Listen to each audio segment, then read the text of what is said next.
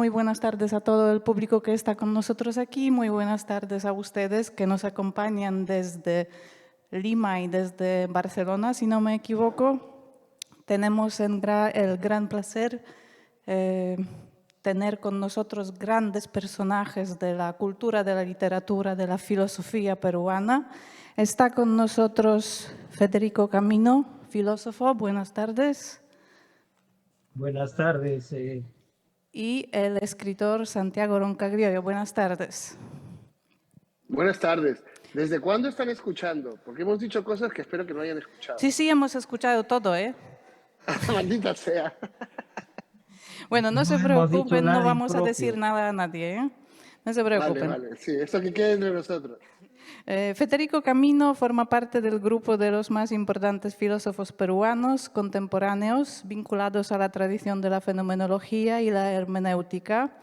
Como profesor universitario ha impartido cursos de historia de la filosofía antigua, metafísica y filosofía moderna, así como seminarios dedicados a las principales corrientes del siglo XX. En reconocimiento a sus méritos académicos y docentes, recibió el título de profesor emérito. Su trayectoria se inscribe en el desarrollo de la filosofía en el Perú como disciplina arraigada en la tradición europea, pero abierta al contexto latinoamericano. Está con nosotros y va a participar en este conversatorio de hoy porque fue amigo de Alfredo Breis Echenique desde la infancia. Y el escritor Santiago Roncagliollo es uno de los escritores peruanos contemporáneos más reconocidos. Estudió literatura y lingüística en la Pontificia Universidad Católica de Perú. Los inicios de su actividad literaria están vinculados a la literatura infantil y al teatro. En el año 2000 se trasladó a España, donde inició una intensa actividad como escritor, además de trabajar como guionista, traductor y periodista. En 2010 fue seleccionado por la revista Granta como uno de los autores jóvenes más destacados en lengua española y el punto de inflexión en su carrera fue la obtención del prestigioso Premio Alfaguara de Novela en 2006 por la obra Abril Rojo. Sus libros han sido adaptados al cine y traducidos a numerosos idiomas, incluido el polaco. Bueno, estamos aquí para homenajear, para rendirle el homenaje al gran escritor, un escritor reconocido no solo en Perú, pero en toda Latinoamérica y en todo el mundo, Alfredo Breis Echenique. Queremos un poquito hablar de su obra, de su vida, y antes que nada quiero aprovechar que están con nosotros por lo menos dos personas que le conocieron personalmente a Breis. Profesor, ¿usted nos podría hablar un poquito sobre cómo fue Breis como amigo, como compañero, como colega? Bueno, lo primero que puedo decir es que mi amistad con Alfredo se remonta a mi infancia, porque su madre era muy amiga de mi madre y fomentaba esa vinculación. No siempre resultan esas maneras de fomentar la infancia en la amistad. Mi madre también era muy amiga de Ciro Alegría y trataba por todos los medios que yo fuera amigo de sus hijos, de Ciro Alegría a Mezquita y de Alonso Alegría. Y por más que trataba, no lograba sus objetivos porque yo no los soportaba. Los dos eran dos ejemplares de que ya de niño me aburrían. Y sin embargo mi madre insistía. No fue en absoluto el caso con Alfredo Breis, en absoluto.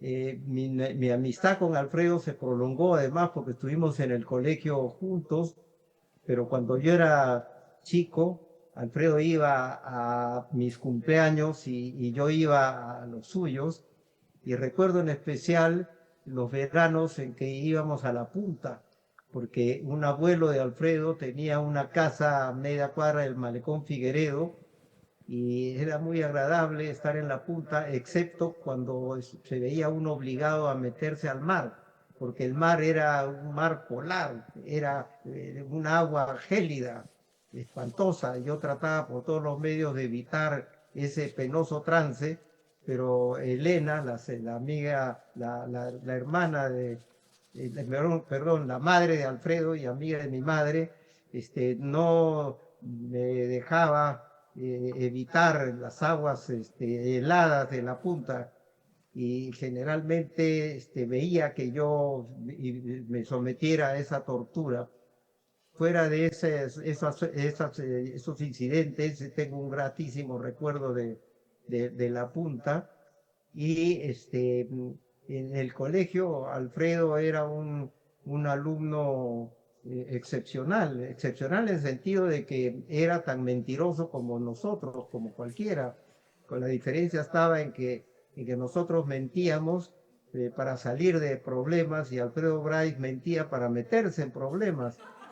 En la época, y esto lo he contado yo en muchas ocasiones, Alfredo decía que era hijo de Arnaldo Alvarado, que era un corredor de autos célebre en la época, y nosotros, por supuesto, poníamos eso en telejuicio. En una oportunidad, no yo, porque yo conocía al padre de Alfredo y nunca cometí la infidencia de decir que él no era hijo de Arnaldo Alvarado, pero en una oportunidad los amigos se preguntaron a Elenita, a la madre, que iba a recogerlo Alfredo, si su padre era Arnaldo Alvarado, y la señora Elena, con una actitud filosófica muy encomiable, dijo: si Alfredito lo dice.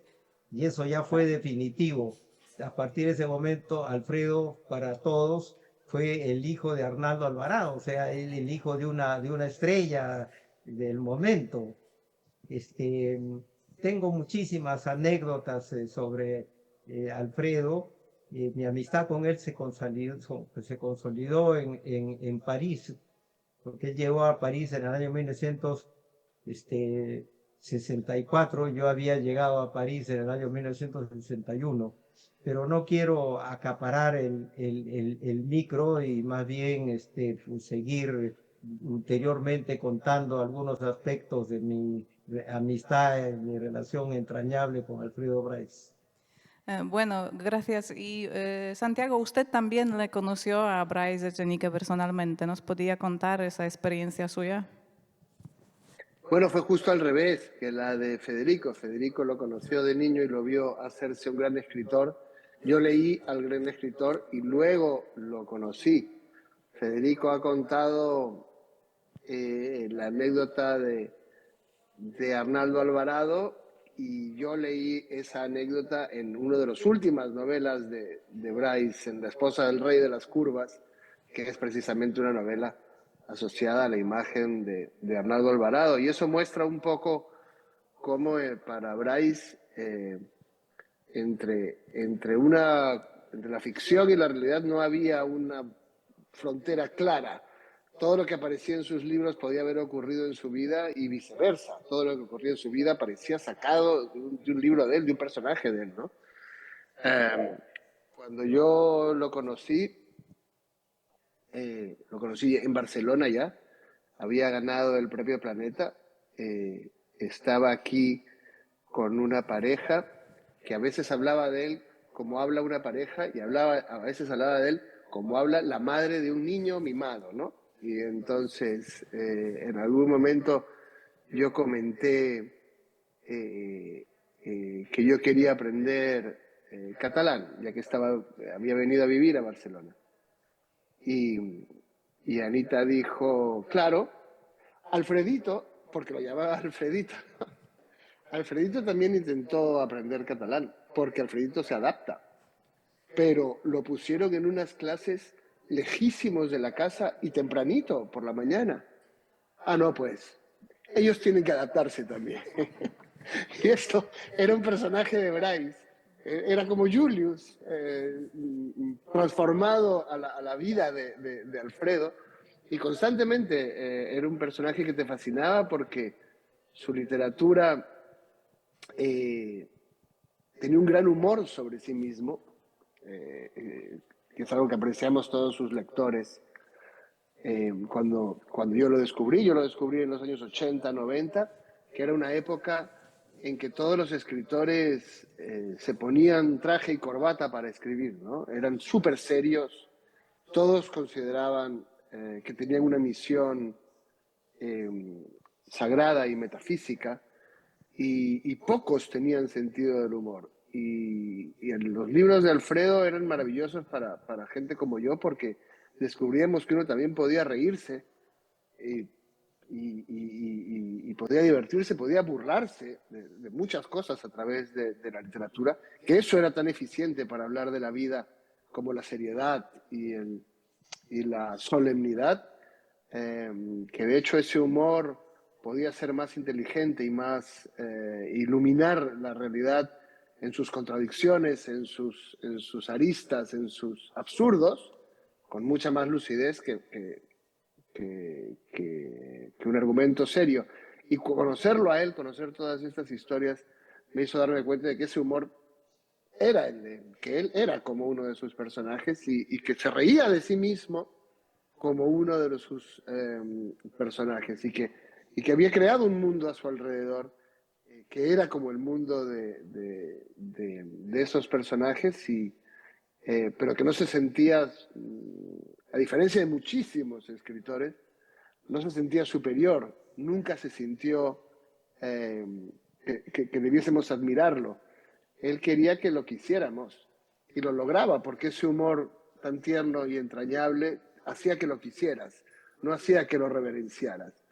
Yo diría que es el escritor más querido de los que yo leí y con los que yo crecí.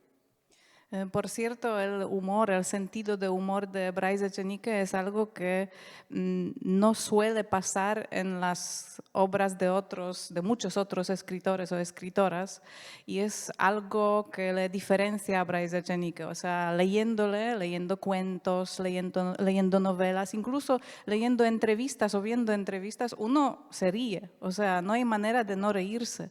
El mismo Bryce decía que, bueno, eso lo alejó un poco del boom de la literatura latinoamericana, porque un escritor como él, con tanto sentido de humor, con tanta ironía, no podía encontrarse entre La muerte de Artemio Cruz y 100 años de soledad. Entonces era algo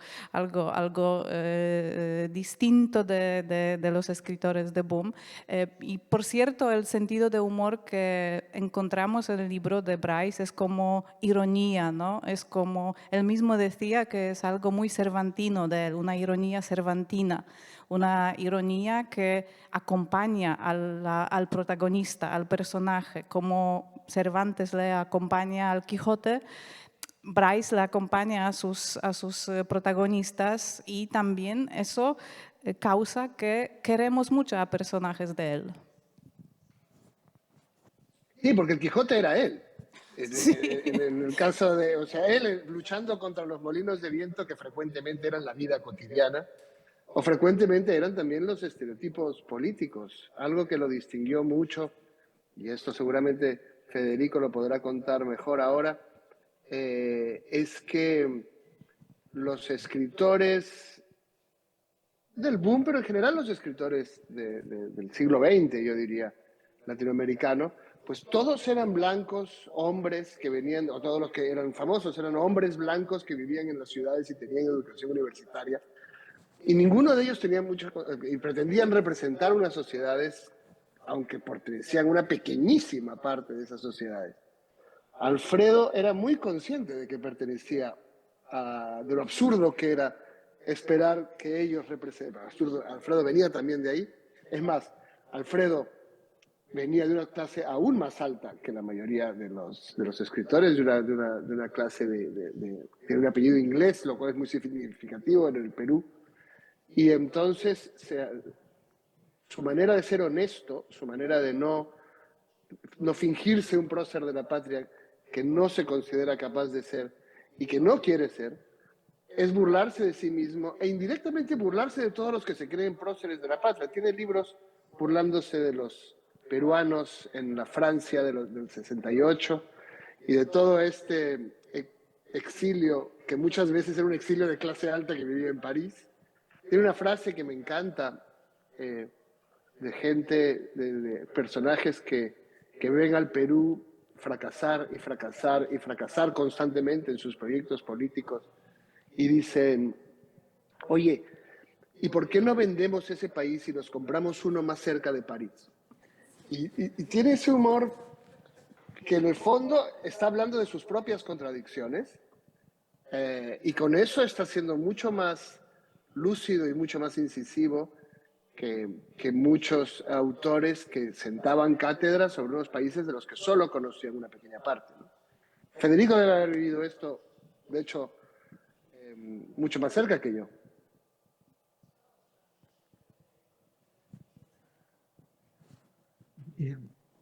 Respecto al humor y la ironía de Alfredo, Alfredo decía que había muchos escritores que tenían tanto sentido del humor que se tomaban en serio. Y yo voy a decir algo que va a poder quizá parecer extraño o paradójico, pero Alfredo era un hombre triste. Era un hombre triste que utilizaba el humor de alguna manera para disfrazar su tristeza.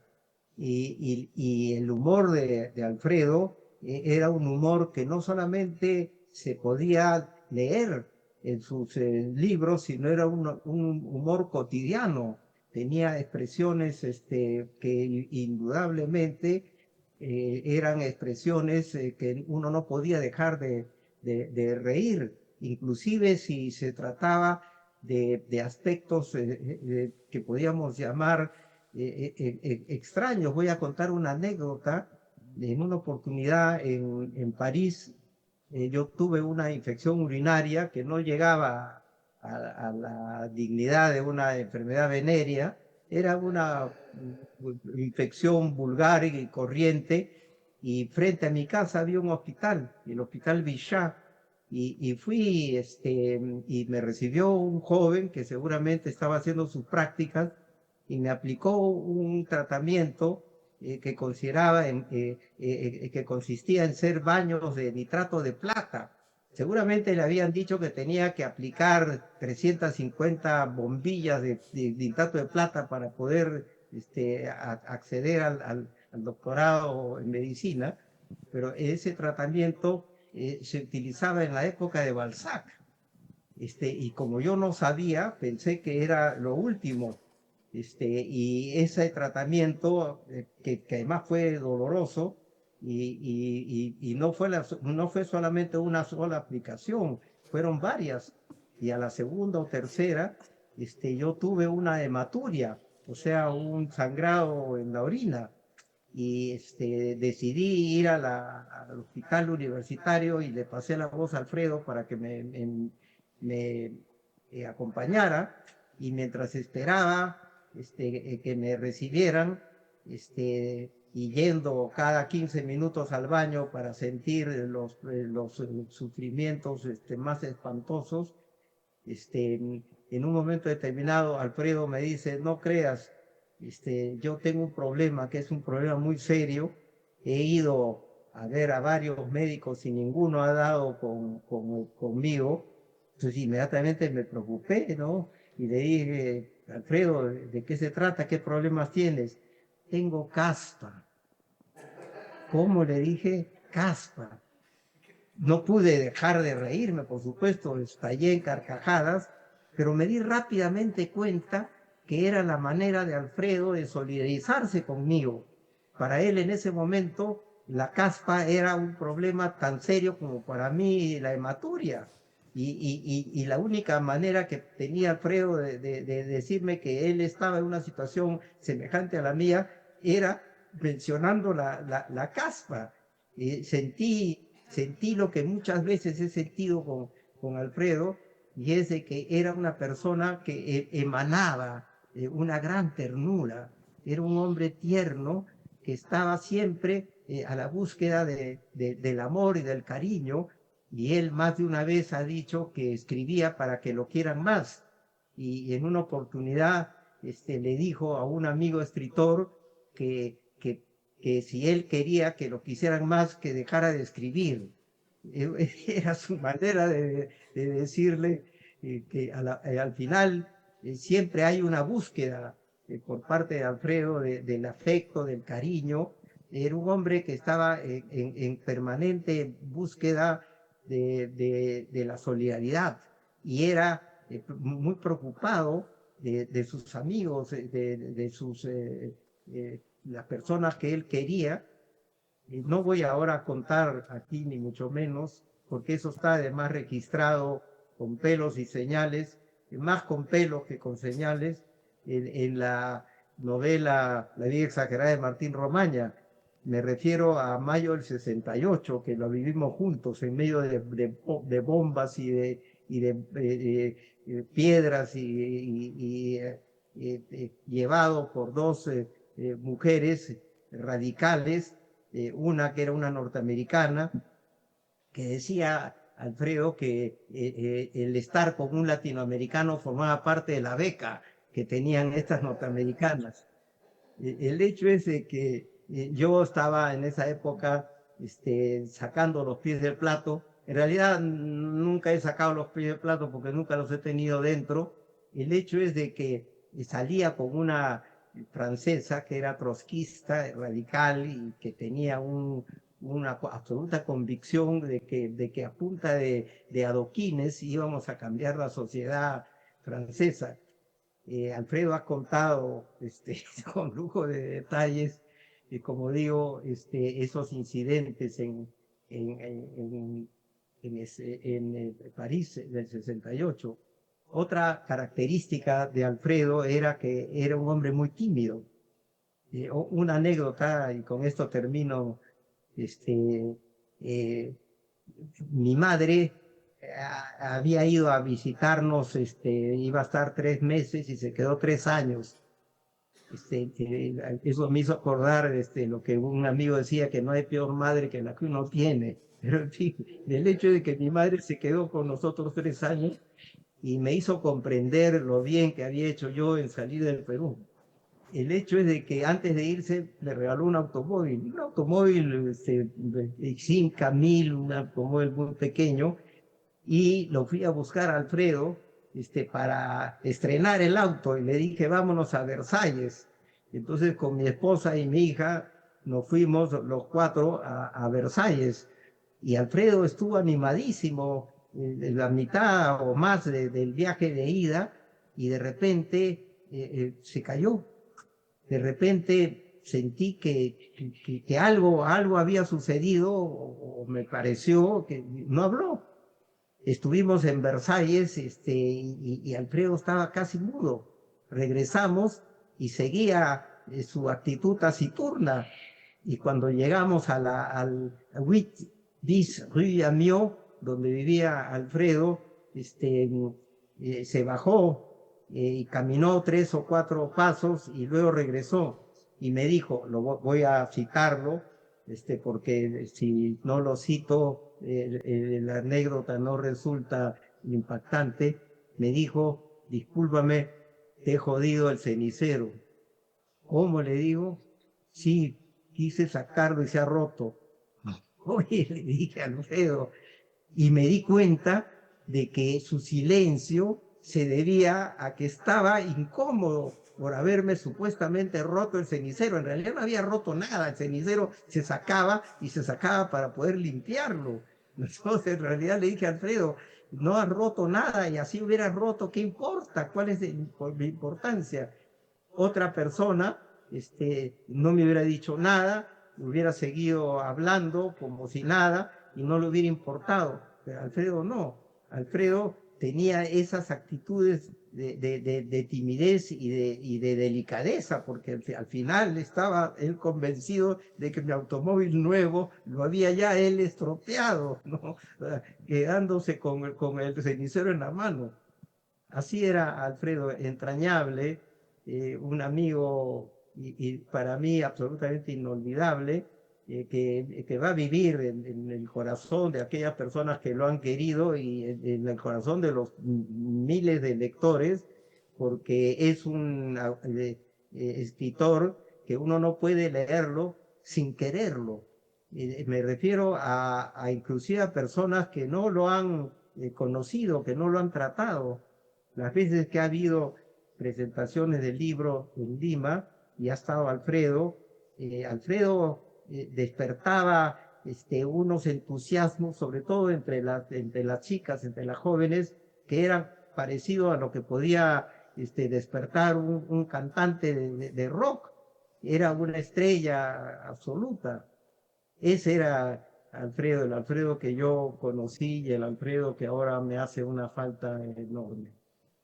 Y muy inseguro, ¿no? Esas historias hablan de una profunda inseguridad por ser aceptado.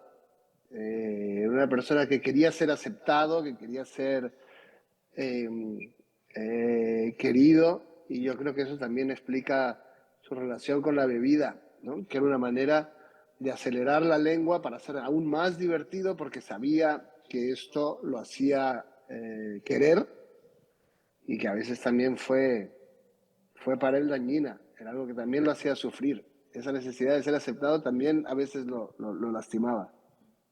Eso sí, la escritura, o sea, la manera de escribir también utilizó Bryce para sobrevivir las penas, ¿no? Del día, o sea, para también un poco combatir los demonios que estarán dentro de él, ¿no?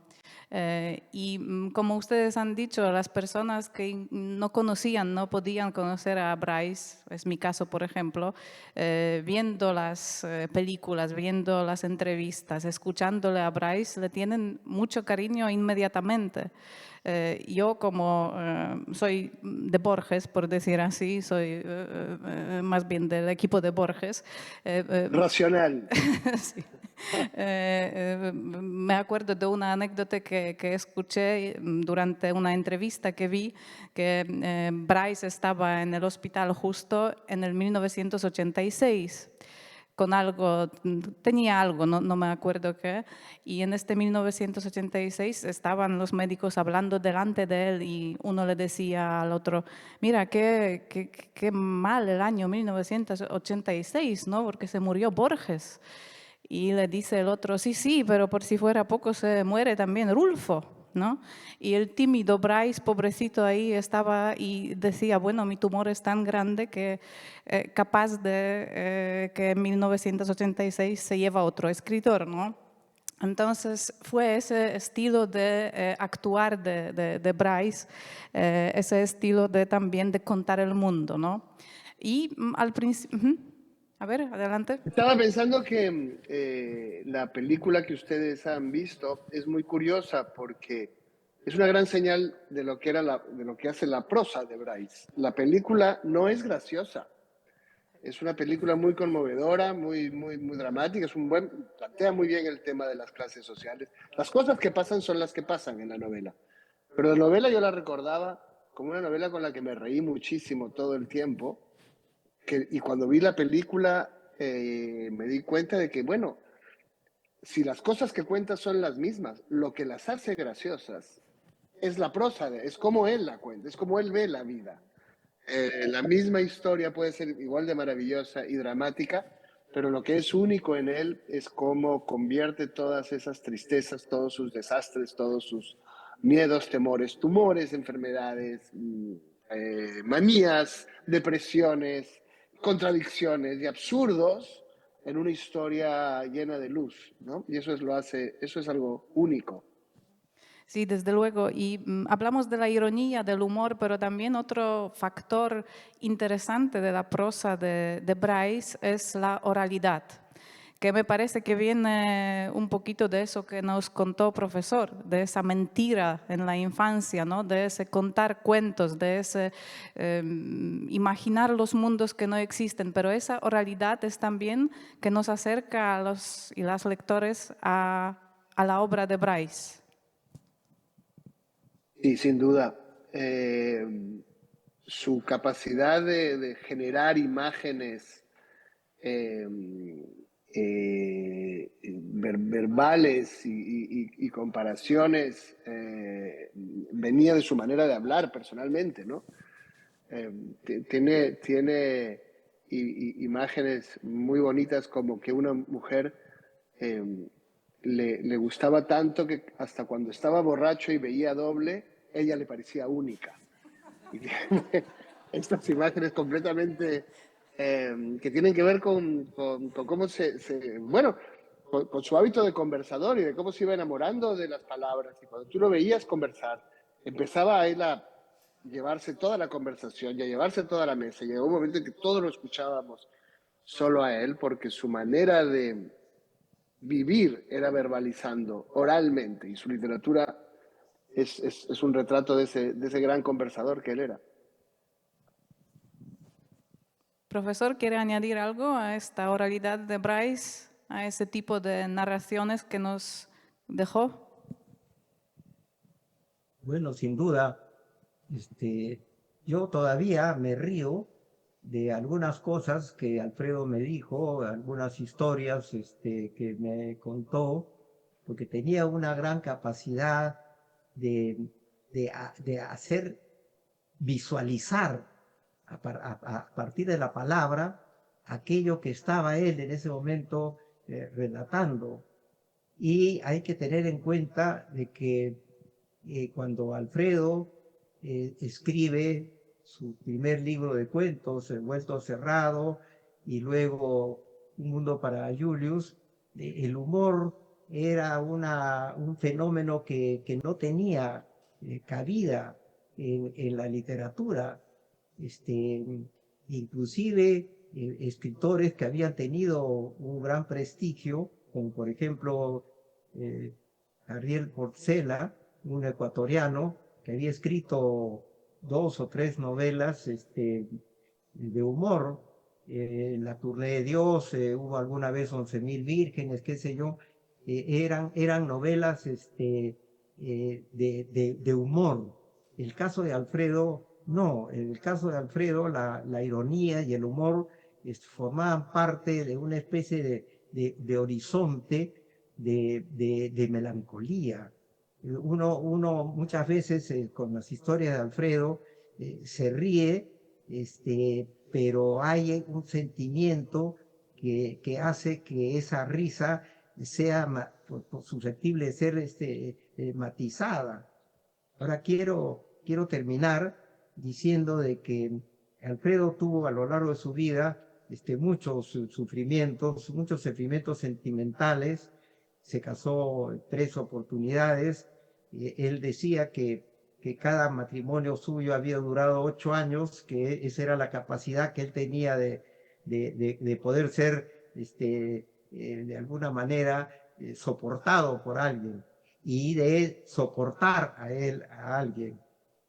Quiero decir que los últimos años de la vida de Alfredo fueron años de inmensa felicidad, porque tuvo una pareja, Cecilia Grau, que lo supo comprender, que le dio toda la ternura y todo el amor que Alfredo buscaba, porque cuando apareció en la vida de Alfredo, Cecilia, Alfredo venía de pasar una época muy larga de absoluta soledad y de una gran depresión. Y lo salva de ese estado depresivo la presencia de Cecilia.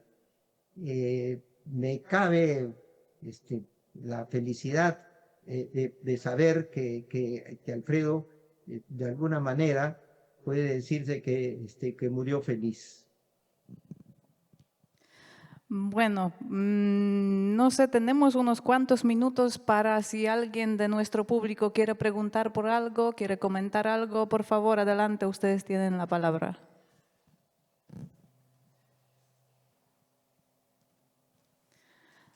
Parece que no. Pues sí, por favor, adelante. Panowie wspominali, że Alfredo był lubiany i kochany, ale no, ja przeczytałam taki komentarz, że po tej powieści Świat dla Juliusza ta sosieta, arystokracja Limy odwróciła się od niego, ponieważ uważali, że no to było jakby też pranie brudów i przedstawianie w takim krytycznym świetle tej burżuazji. Bueno, es un comentario, una pregunta, porque ustedes han dicho que Bryce fue muy querido por todos, sin embargo, después de publicar Un mundo para Julius, se escuchaba voces desagradables que se decían que, bueno, no se debe hacer un retrato tan crítico de la aristocracia y todo eso, ¿no? Entonces, si pueden comentar algo al respecto. Yo supe En que... realidad, sí, sigue. Sigue, por favor. Yo luego cuento. Bueno, lo que quería yo decir era que Alfredo conocía la situación desde dentro y escribió Un mundo para Julius con un gran amor hacia aquello que él quería destruir de alguna manera, pero no era la intención tampoco. Alfredo no era un crítico de la sociedad. Su historia refleja y presenta un mundo de frivolidad, un mundo que desconoce la verdadera calidad humana, en fin, pero eso formaba parte de la historia. Lo último que hubiera querido Alfredo era que consideraran que su libro era una especie de proclama sociológica, a pesar de que dicen que El mundo para Julius y el presidente dictador Velasco fueron los que enterraron la oligarquía peruana. Bueno, en realidad no era la intención de Alfredo para nada, era lo que quería era contar una historia que no es autobiográfica, como muchas veces se han pensado, pero que tiene obviamente elementos autobiográficos. Todo escritor al final es un escritor autobiográfico, de una u otra manera. A mí me contó Sigue, eso, a mí me contó él una vez eso que tú acabas, una parte de lo que acabas de decir. Me dijo que el gobierno izquierdista del general Velasco le dio un premio literario alguna vez a él por Un mundo para Julius. Y que él no podía ir a recogerlo porque ya estaba en Francia y mandó a uno de sus tíos. Que su tío sería un banquero supermillonario y súper refinado. Bueno, había dudado de este pobre chico que quería estudiar literatura y que además había estudiado en la Universidad Pública de San Marcos, pero que ya veía que al sobrino le daban un premio y que fue contento de recibir el premio en nombre de Alfredo porque le debía estar yendo bien, se ha mudado a París, recibe premios, así que va a este sitio. Y en el discurso de presentación del premio, todos los presentadores están de acuerdo y terminan con una frase que tú has dicho. La conclusión es que el general Juan Velasco Alvarado y Alfredo Bryce han destrozado a la oligarquía peruana.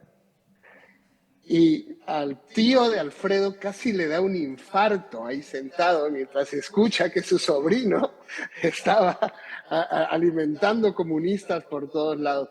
Y creo que esa historia que me contó Alfredo y que podría ser una historia de un libro de Alfredo, es una historia absurda, delirante, sobre burgueses, pero que también retrata la relación absurda de las élites en ese país, ¿no? De unas élites completamente desubicadas que viven en un planeta diferente como las que ustedes han visto ahora en la película y como las que siempre él se esmeró en retratar. Con cariño, pero con veneno también. Y a propósito del mundo, de esta novela Un mundo para Julius, yo debo confesar que preparándome a ese encuentro lo revisé de nuevo, porque lo leí hace años, lo revisé de nuevo y estoy sorprendida porque el texto, no envejece. es el texto que tiene medio siglo porque estaba escrito en 1970. Yo lo encuentro como un texto, no sé cómo decir, fresco, interesante, nada aburrido. Entonces yo creo que eso es otro don que tenía Bryce, que nos contaba historias universales, o sea, no dependiendo de la geografía del tiempo, lo podemos leer en cualquier sitio, en cualquier momento. Y yo creo que ese es un don que hemos valorado los lectores, pero que no valoraba tanto la industria literaria.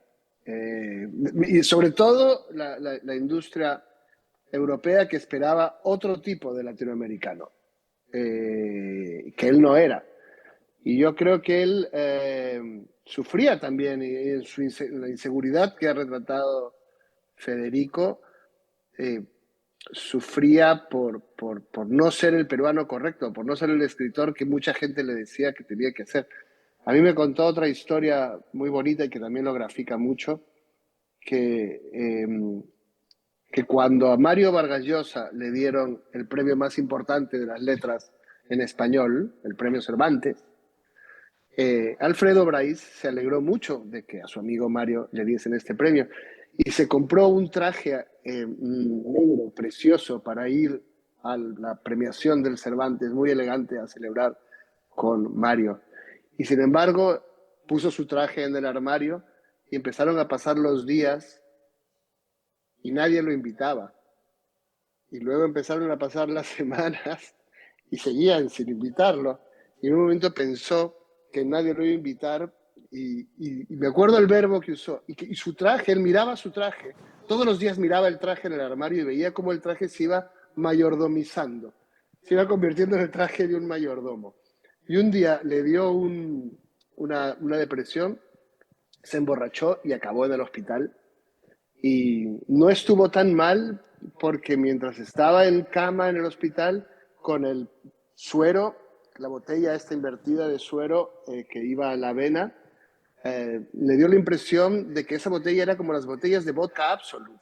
Así que después de todo tampoco estaba tan mal y se animó un poco, pero se quedó en el hospital. Y cuando volvió a su casa, resultó que mientras él estaba en el hospital, ya le habían mandado la invitación para el premio Cervantes y él nunca había ido a celebrar con el premio y nunca se puso el traje, odia ese traje.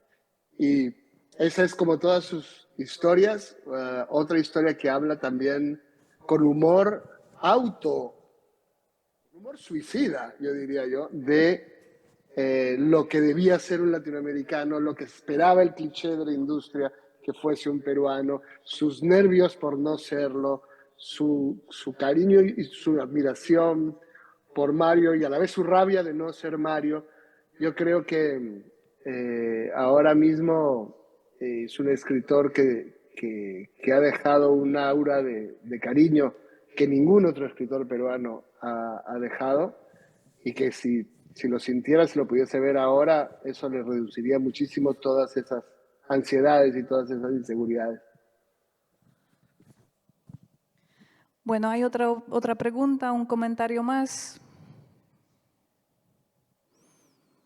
Bueno, yo creo que podríamos hablar horas y horas teniendo ustedes aquí que nos podrían contar cosas. Yo creo que lo que nos deja Bryce Echenique, el legado de él, es bastante grande y tenemos para leer unas cuantas obras por delante, ¿no?